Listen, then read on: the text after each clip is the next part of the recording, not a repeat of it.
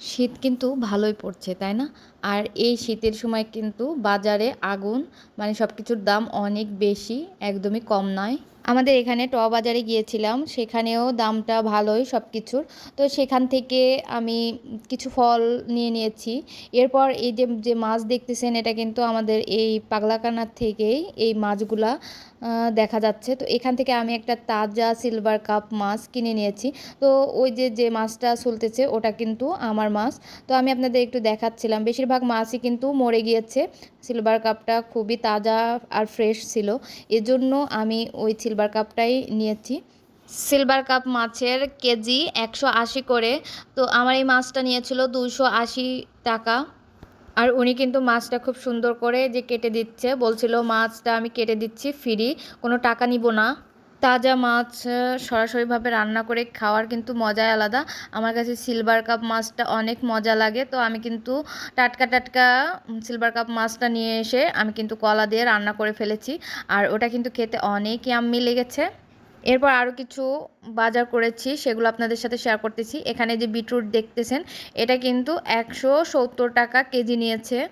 আমি 1 কেজি নিয়েছি, 170 নিয়েছে দাম। বিটরুট কিন্তু আমাদের শরীরের অনেক উপকারী। এটা আপনি যেভাবেই খান না কেন অনেক হেলদি একটা খাবার।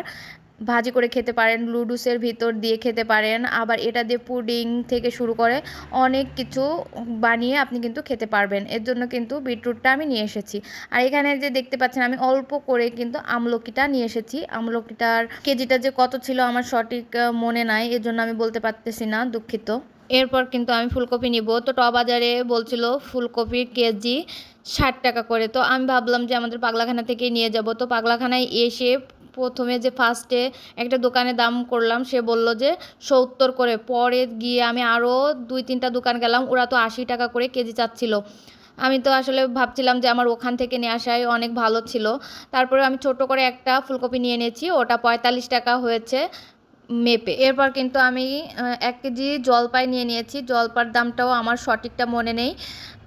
আমি ভাবছিলাম যে জলপাই দিয়ে আচার করব। তো নিয়ে আসার পরে আরও অনেক কিছুই আচারের জন্য লাগে, সেগুলো আসলে কেনা হয়নি বলে ভাবলাম যে এবার না, পরের বার জলপাইয়ের আচারের জন্য সব কিছু কিনে নিয়ে আসবো।